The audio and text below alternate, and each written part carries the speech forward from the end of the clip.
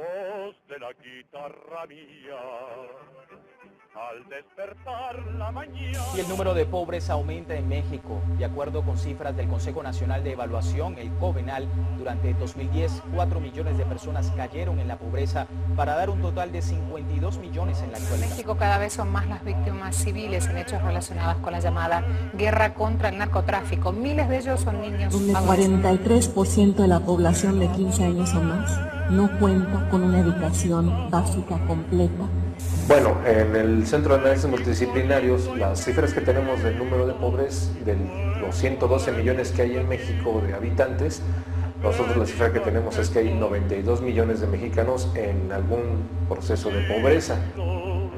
Y que me traigan a ti, que digan que estoy dormido. Esto es México. Esta es nuestra realidad. Nuestro país atraviesa no solo una crisis económica, sino una crisis que alcanza la mismísima estructura del tejido social. Una nación sin identidad que se colapsa lentamente.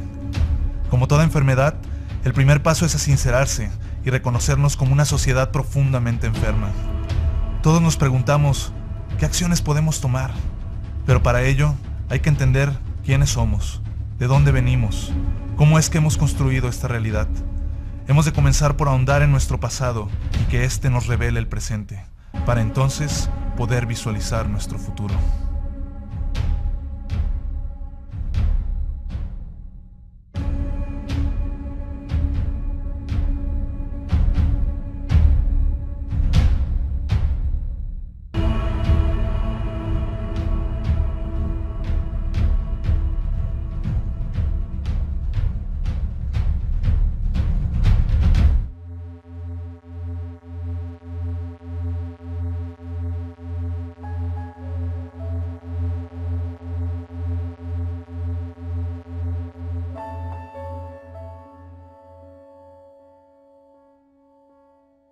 En realidad se nos ha impuesto una nacionalidad a partir de que somos un pueblo conquistado.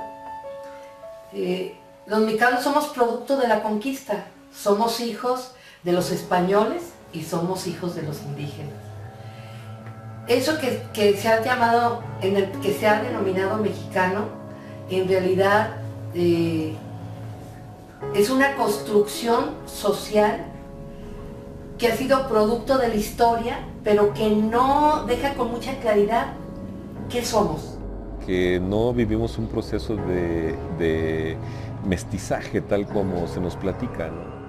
Tenemos a la población indígena, son mexicanos y son totalmente distintos a ti y a mí.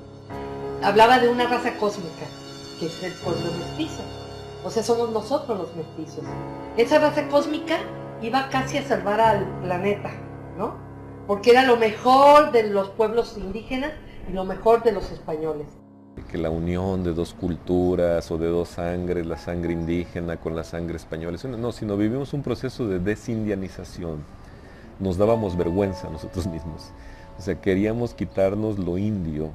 De hecho, nos convertimos en un país de simuladores, producto de ese exterminio, que no se le permitía al indígena expresar su situación religiosa. Es un país codeterminado por la propia población, pero con una influencia determinante de Estados Unidos y de Europa. Entonces la identidad del mexicano justamente es una identidad como en búsqueda, como que no encajamos, no nos aceptamos como tal, nos vemos todavía como menores, como subordinados a la gran cultura. La identidad todavía en realidad no se ha construido. En realidad somos un pueblo que no ha podido decir yo soy esto, me identifico con esto. Tenemos 8 millones de televisos, de esos no hablamos. Entonces, ¿cómo es el mexicano? Bueno, pues es cosa de ver los videos en YouTube de amenazas y de mensajes y de narcocorridos, etcétera, y vas a ver a una fotografía muy interesante del mexicano, porque la pirámide de poder del narcotráfico involucra directamente a 16 millones, aunque económica y culturalmente sea determinante para 70 millones. En términos reales, si Vasconcelos viera su raza cósmica, se pondría a llorar. Estamos por vivir de nuevo un proceso electoral para elegir al próximo presidente. Sin embargo, se respira un aire de incertidumbre. Hemos tenido presidente tras presidente y muy pocas cosas realmente han cambiado a favor de la mayoría de nosotros, los ciudadanos. De hecho, las políticas al día de hoy cada vez dejan más relegado el bienestar de la mayoría.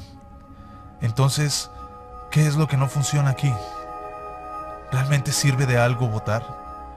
¿Existe una democracia real? Y si no es así, ¿qué es lo que tenemos?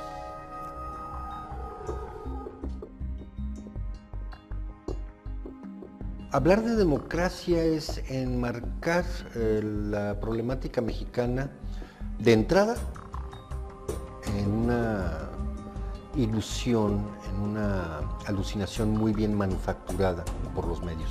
Los representantes finalmente acaban escogiendo a quienes les prometieron para ganar en sus campañas, ¿no? Son como promesas de campañas y la gente que queda al mando, digamos, los que toman las decisiones son personas que ni les importa. Uno de los grandes problemas que tiene México, la democracia mexicana, hablando, es justamente el individuo, la conformación real del individuo. Una buena parte de la población de México es semianalfabeta o analfabeta totalmente. Tiene condiciones de vida de extrema pobreza o de pobreza. Entonces, ese tipo de personas no conforman lo que puede ser un ciudadano. Creo que la posibilidad que tenemos nosotros de escoger a nuestros representantes es muy poca. No, tenemos muy poca información. Los procesos electorales en México no han sido limpios, han sido golpes de Estado. A la presidencia llega quien sanciona con carta blanca el consulado y la embajada norteamericanas. No llegan quienes no están aprobados por el Departamento de Estado. Por eso los políticos, las promesas que hacen, los compromisos que hacen, son microcompromisos que no resuelven nada de manera estratégica. Ya no hablemos de estructural, nodos estratégicos. Estas serían unas elecciones de la ignominia para legitimar algo que no está dando resultados en México. Vas a establecer un modelo electoral en donde todos los ciudadanos llegamos y participamos con nuestro voto. ¿Y eso qué? Porque venimos de modelos autoritarios.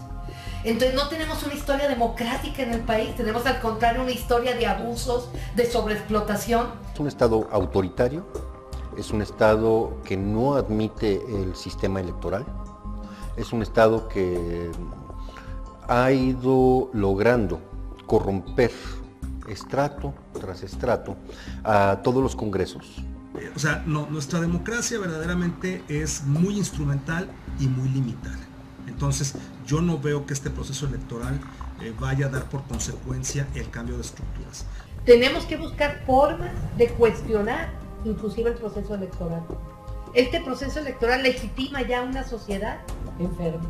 Y la participación en cuestiones políticas, la acción política tendría que ir muchísimo más allá de un voto a la hora de las elecciones, ¿no? Los cambios más sustanciales que ha sufrido nuestro país no han sido impulsados por políticos. Han sido impulsados por ciudadanos que con un gran esfuerzo orillan a estos políticos a ceder.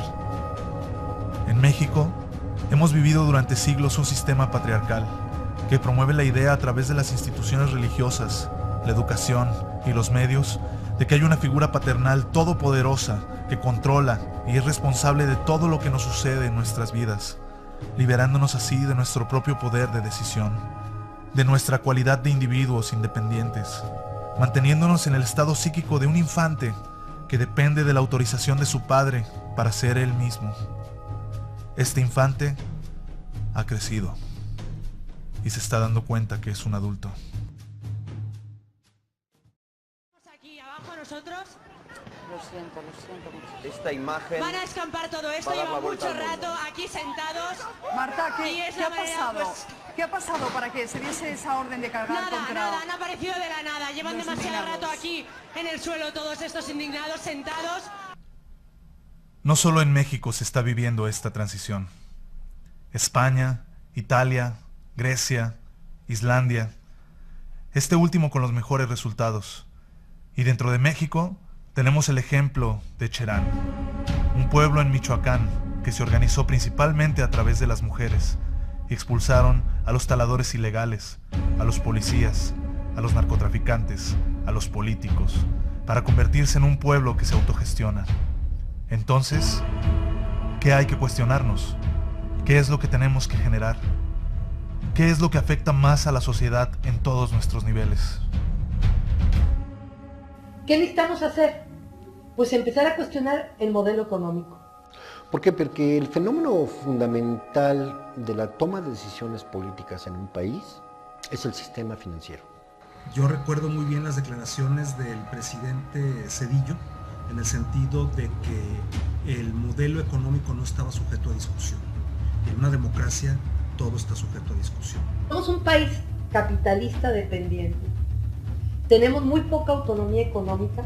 Nuestros políticos han impedido ese proceso, generando políticas, modelos de política económica que permiten la sobreexplotación. De ese modelo económico es tan rancio y tan exacerbado que es monopólico.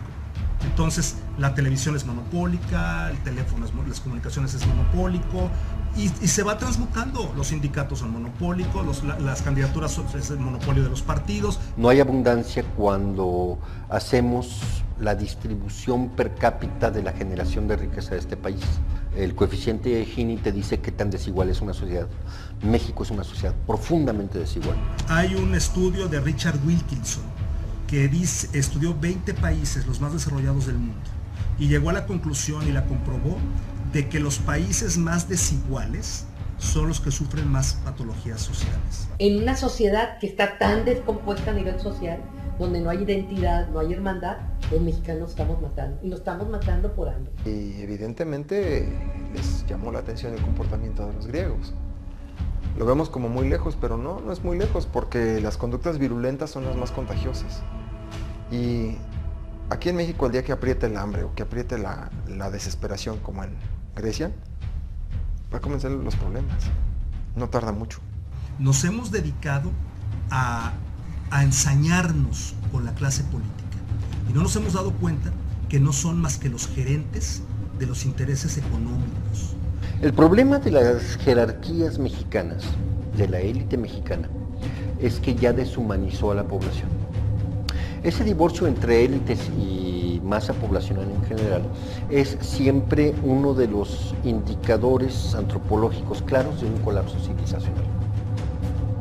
Alrededor del mundo, una gran mayoría coincide y lleva varios años señalando que el cambio base tiene que ser el sistema económico. Todo lo demás son paliativos. Así que no importa quién gane las elecciones, está en nuestras manos impedir que esta forma de vida, que este sistema siga fortaleciéndose a sí mismo. El futuro está marcado por los límites físicos, energéticos del país. Bueno, esto se va a colapsar. Lo que es insustentable se colapsa.